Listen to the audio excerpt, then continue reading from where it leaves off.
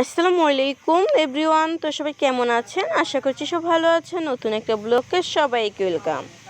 আজকের রেসিপি হচ্ছে সাদা মুরগি ভেজে রান্না করবে। দেখতে হলে পুরো ভিডিওটা দেখতে থাকুন, আপনাদের কাছে অনেক ভালো লাগবে। সাদা মুরগিগুলো হলুদ মরিচ স্বাদ মতো লবণ দিয়ে পারফেক্টভাবে ভেজে নিয়েছে। তারপর যা যা উপকরণ লাগবে কষানে সবগুলো উপকরণ দিয়ে আলুগুলো অ্যাড করে দিয়েছে। আলুগুলো কষিয়ে নিতে হবে। কষানোর পর ভাজা মাংসগুলো অ্যাড করে দিতে হবে।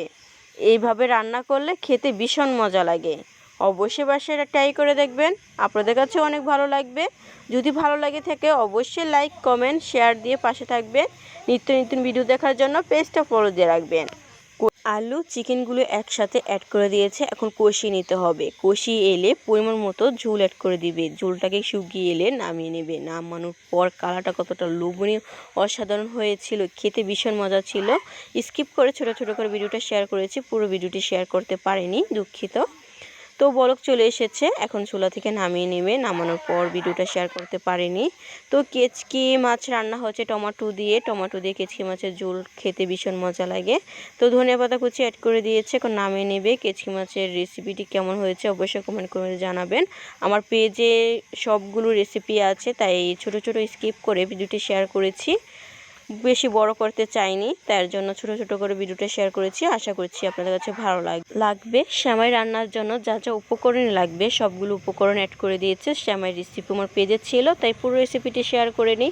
ছোট ছোট স্কিপ করে ভিডিওটা শেয়ার করেছি। আর আমাদের গাছের পাকা পেঁপে পাড়তে গিয়েছিলাম, পেঁপেগুলো গাছ থেকে এখন পেড়ে নেব। তো আপনার সাথে ভিডিওটা শেয়ার করছি, আশা করছি আপনাদের কাছে ভালো লাগবে।